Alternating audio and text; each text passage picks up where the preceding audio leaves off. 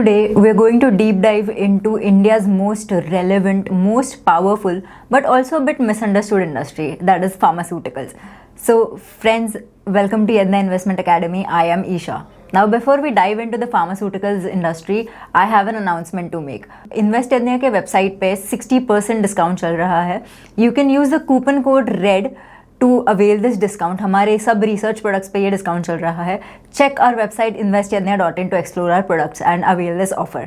So in this video हम pharma industry को हमारे 5G फ्रेमवर्क के हिसाब से स्टडी करने वाले हैं. इसके दो इंपॉर्टेंट पिलर्स इंडस्ट्री और एंटरप्राइज में इसमें कवर करने वाली हूँ. तो by the end of this video मेरा मोटिव ये रहेगा कि आपको अगर एक फार्मा कंपनी को इवेल्युएट करना है तो हम एनालिस्ट कैसे इवेल्युएट करते हैं आपको थोड़ा सा नज़रिया मिल जाए. मैं शुरुआत करने नहीं वाली हूँ मार्केट साइज से या फैंसी चार्ट से. हम शुरुआत करते हैं कुछ सिंपल चीज़ से, आपके मेडिकल कैबिनेट से. आपको अगर हेडेक हो रहा है तो आपकी पहली एक्शन क्या रहती है? जाके क्रोसिन खाना. ये 2 रुपए की टैबलेट आपके हाथ में पहुंचने से पहले एक लंबा सफ़र तय करती है. चाइना या फिर गुजरात की किसी केमिकल फैक्ट्री से वो जाती है एक फॉर्मुलेशंस फैक्ट्री में. वहाँ से जाके उसको ड्रग अप्रूवल्स या फिर रेगुलेटरी अप्रूवल्स लगते हैं. रेगुलेटरी अप्रूवल्स मिलने के बाद ये डिस्ट्रीब्यूशन फेज में जाती है. डिस्ट्रीब्यूटर के वेयर हाउस से फार्मेसी शेल्फ में जाती है और अल्टीमेटली आप उसको खरीदते हो. And the best thing is every step of this way Indian public listed companies are making lakhs of rupees and India pharmacy of the world के नाम से जाना जाता है. तो आज हम डिकोड करेंगे ये 2.5 लाख करोड़ की इंडस्ट्री फंक्शन कैसी करती है. आज मैं बताने वाली हूँ कि ये प्लेयर्स कौन से हैं इस इंडस्ट्री में, ये प्रोडक्ट्स कैसे बनाते हैं. We will evaluate these factors.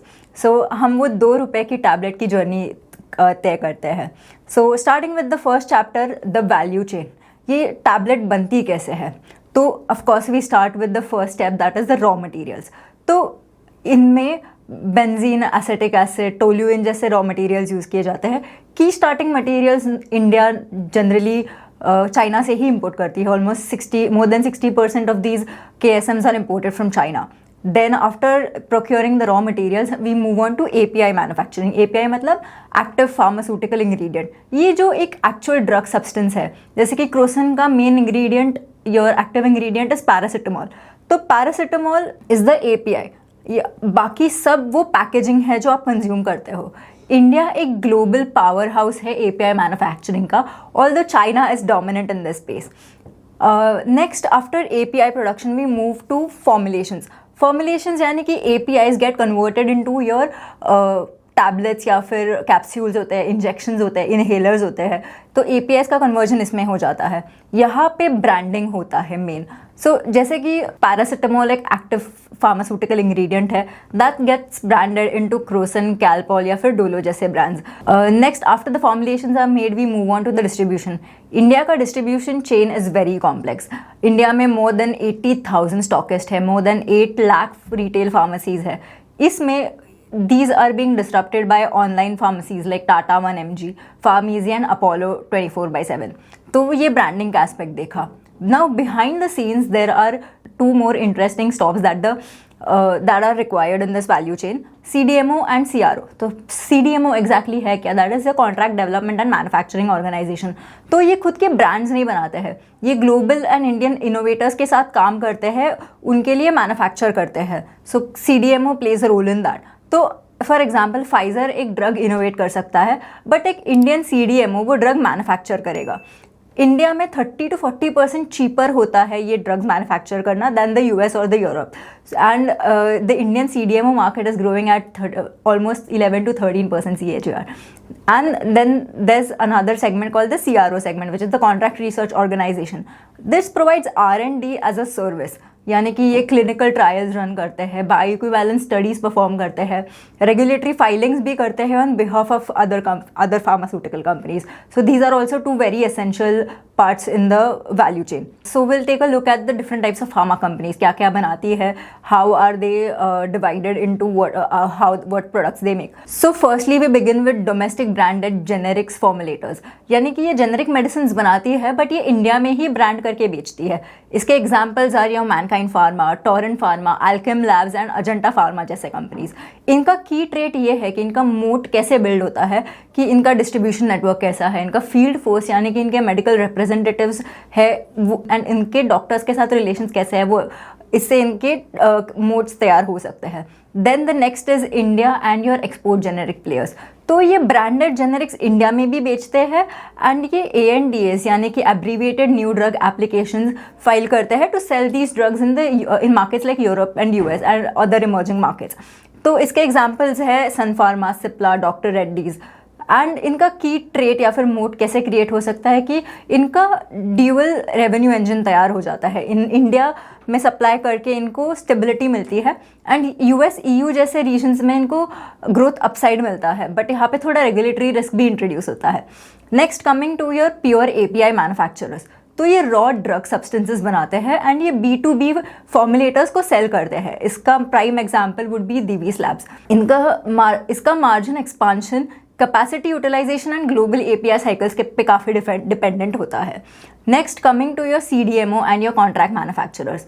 तो हमने जैसे कि पहले डिस्कस किया था कि ये दूसरे ग्लोबल इनोवेटर्स के लिए मैन्युफैक्चर करते हैं drugs and these are often under contracts, तो ये खुद के ब्रांड्स नहीं होते हैं। Then Indian pharma companies who are into the CDMO segment are the likes of Syngene, Piramal Pharma, Jubilant Pharma and Laurus Labs. इनका एक की ट्रेट है कि इनकी revenue visibility multi year contract से आती है एंड इनके मॉलिक्यूल्स के कॉम्प्लेक्सिटी से इनके मार्जिन्स भी स्केल होते हैं। Next coming to your biosimilars and your biotech players. तो ये बायोलॉजिक्स बनाते हैं। So these are basically your large complex molecules जो कि लिविंग सेल्स से बनते हैं and these are basically fundamentally different from your small molecules. तो इसके examples in the Indian pharma industry are Biocon and Doctor Reddy's, जो उनके पास बायोसिमिलर्स का पोर्टफोलियो है। तो इनका की ट्रेट क्या होता है, often that they have a higher research and development spending. इनके टाइमलाइंस थोड़े लॉन्गर होते हैं बट इनका प्राइस इरोजन अगर ये एक्सपोर्ट कर रहे हैं थोड़ा सा कम हो सकता है। Then coming to the next category is your speciality और niche therapy players. Niche therapy players मतलब ऐसे एक दो कॉम्प्लेक्स थेरेपी एरियाज पे ये काम करते हैं जहाँ पे barriers to entry are very high. तो यानी कि ऑन्कोलॉजी हुआ, इंजेक्टेबल्स हो गया, dermatology, just a few examples where companies can create a niche from their products. तो इसके एग्जांपल्स आर नाटको फार्मा, वो ऑन्कोलॉजी फोकस्ड है, ग्लैंड फार्मा ये इंजेक्टेबल्स बनाते हैं, and Sun Pharma who is more focused on the US speciality dermatology segment. इनका key trait क्या होता है कि लिमिटेड कॉम्पिटिशन है क्योंकि हाई बैरियर्स टू एंट्री होते हैं यहाँ पे, प्रीमियम प्राइसिंग ये प्ले कर सकते हैं। Then they have deeper scientific moats as compared to other industries who have a wider portfolio. Next coming to your pharmacy retail chains. तो बेसिकली ये लास्ट माइल है, they distribute medicine directly to the patients and इसके examples in our industry are MedPlus health services and Apollo Pharmacy. तो they normally work on thin margin, ये volume driven होते हैं काफ़ी and scale is there only mote. In the coming 2 chapters we will discuss Indian pharmaceutical industry कैसे placed है, उसका landscape कैसे है। Then in the chapter 4 we will also discuss कि ये इंडियन फार्मास्यूटिकल मार्केट के की फीचर्स या कैरेक्टरिस्टिक्स क्या है, and lastly we will discuss some prominent Indian pharma players, उनके बारे में हम जानेंगे and then we will conclude our video. So stick till the end to watch the video. So coming to your chapter 3 which is your Indian pharma market. So it as I said it is known as the pharmacy of the world and इसका size है approximately 2.5 lakh crores का on a moving annual total basis and it grows at around 8 to 10% in value terms. So coming to your headline numbers, India is the 3rd largest pharma producer globally by volume and दुनिया के 20% generic medicines भी India ही produce करती है. So you know what the scale of the Indian pharma market is. ये हम almost 200 से ज़्यादा countries को एक्सपोर्ट करते हैं एंड फार्मा एक्सपोर्ट्स FY26 में $30 बिलियन क्रॉस कर चुका है. It is a very big industry. हमारे देश में 3000 से ज़्यादा फार्मा कंपनीज हैं, 10,500 से ज़्यादा मैन्युफैक्चरिंग फैसिलिटीज़ है. But there is a catch over here. जितना हमको लगता है कि वॉल्यूम से इनकी ग्रोथ आती होगी वैसे नहीं है. Most of these pharma companies make money from launching new products and price hikes लेके. So volume contributes a lesser part than these two product launches and your price hikes. So price led growth can be sustainable in the short run, but अगर long run में आपको आगे दौड़ना है तो आपको volumes increase करने ही पड़ेंगे. So another important aspect in this कि कौन से diseases ये market को pharma revenue को drive करते हैं. So in India the largest chunk belongs to cardiac, यानी कि heart related. Then your anti diabetics, gastrointestinal, anti infectives, ये 4 डोमिनेंट डिजीजेज है जो फार्मा रेवेन्यूज को ड्राइव करते हैं.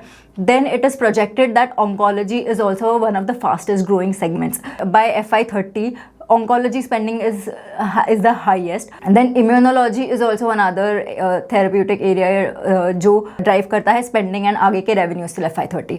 सो यहाँ पे एक स्ट्रक्चरल शिफ्ट नज़र आ रहा है इंडस्ट्री में. काफ़ी players are moving from having their acute therapeutic portfolio to a chronic therapeutic portfolio. chronic therapies मतलब जैसे कि कार्डियक, डायबिटीज़ या फिर रेस्पिरेटरी, ऐसे दवाइयाँ जो आपको हर रोज़ बहुत सालों के लिए लेने पड़ते हैं.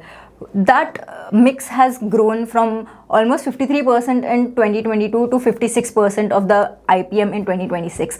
So acute therapies यानी कि एंटीबायोटिक्स, फीवर, जैसे हमको सर्दी खांसी होती रहती है तो जल्दी फिक्स होने वाले जो acute therapies है, those are there, but that mix is shrinking a bit. तो आपके लिए as an investor, why does this matter? Chronic drugs introduce recurring revenues. एक डायबिटीज़ पेशेंट कल जाके इनकी दवाई रोक नहीं सकता है. They have to take it every single day. They can't just stop buying their medication. This means कि आपका जो कैश फ्लो है वो प्रेडिक्टेबल रहेगा. आप प्राइसिंग पावर भी मेंटेन कर सकते हैं एंड आपके हायर वैल्यूएशंस भी मिल सकते हैं. सो नॉर्मली ऐसे ऑब्जर्व किया जाता है कि कंपनीज जिनका क्रॉनिक मिक्स ज़्यादा है, they trade often at premium valuations. Then next chapter is our pharma industry को यूनिक क्या बनाता है, ऐसे क्या फीचर्स है इस इंडस्ट्री के that makes it worth the watch. तो first and foremost is regulations are everything. India में CDSCO अप्रूव करता है ड्रग्स को एंड DPCO या NPPA प्राइसिंग को कंट्रोल करता है.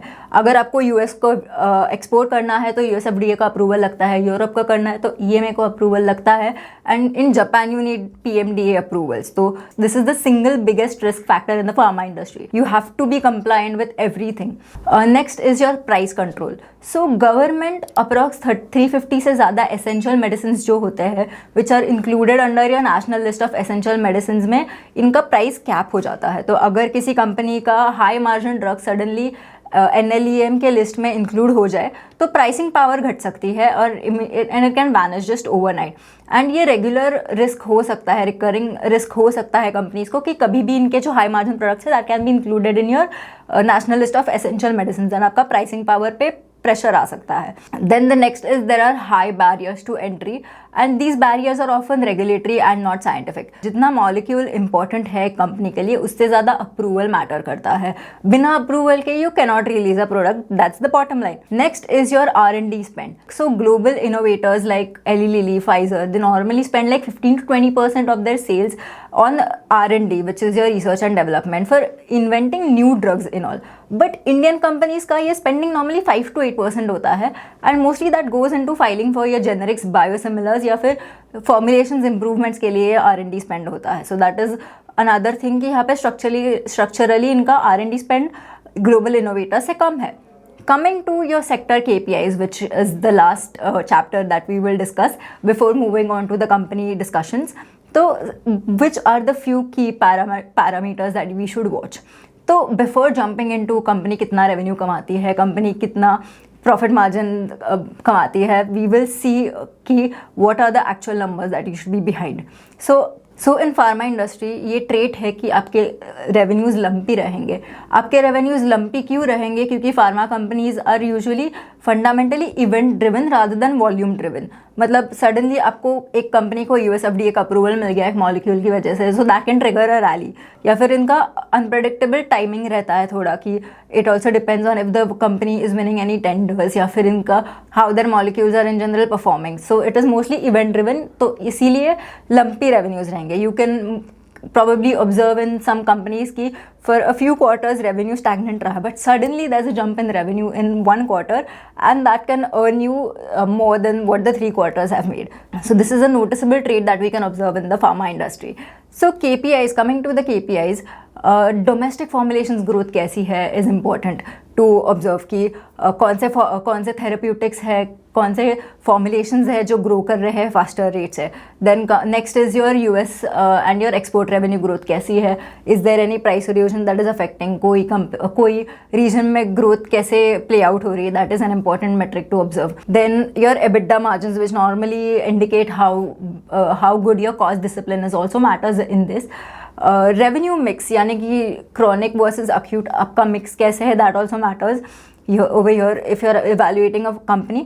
Then ANDA filings and approvals आपके कैसे चल रहे हैं, आप कितने एक साल में ANDA फाइलिंग्स कर रहे हो, आपको कितने अप्रूवल मिल रहे हैं. That can also give you some idea on what the revenue visibility will be like. Then USFDA inspections is also important, क्योंकि अगर कोई फैसिलिटी पे USFDA का इंस्पेक्शन चालू हो and if they find any faults then your production can get hampered for a few quarters if the USFDA authority is not convinced that you are being compliant with the stringent regulations, then the authority has the right to stop production in that facility for some time till you get those compliance back.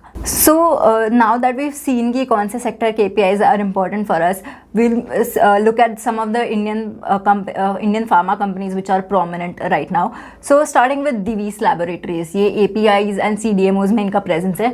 This is purely a B2B company. इनको patient facing brands नहीं है इनका backward integration phase अभी चल रहा है, तो that we can see CDMO जो custom synthesis segment है that is growing faster and at higher margins than their generic APIs. इनका जो generic API और custom synthesis का mix भी है, that is something to watch out for. इनका capex to utilization conversion and expansion cycle जैसे mature होता है, that can be a good thing to watch out for.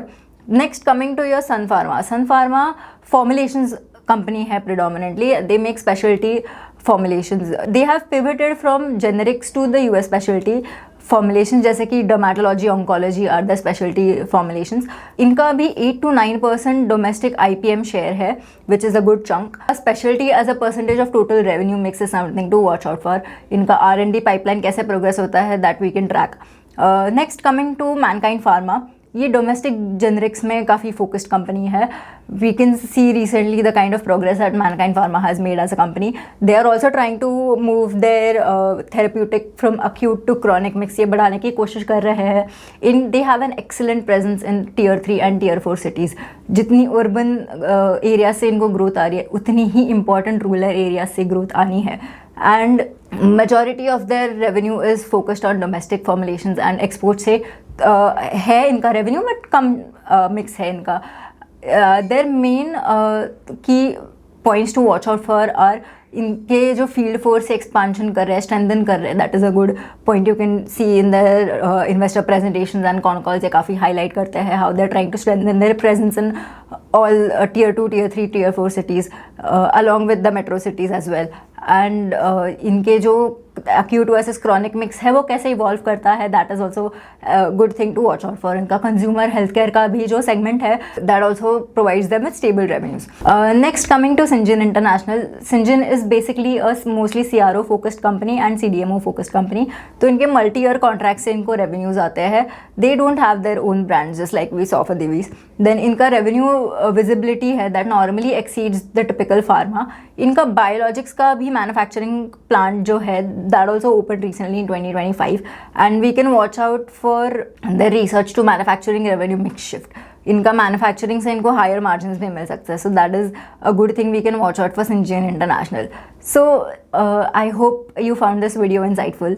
आपको कौन से ऐसे कंपनीज लगते हैं इंडियन फार्मा इंडस्ट्री में that can do very well in the recent coming years? Let us know in the comments. आपको कौन सी कंपनी पसंद आती है fundamentally? Which companies products do you find interesting? Please do let us no. And don't forget to like, share, subscribe Yadna Investment Academy. Hit that bell icon if you want similar content, better content every day that will give us motivation. So I hope you like this video. Thank you.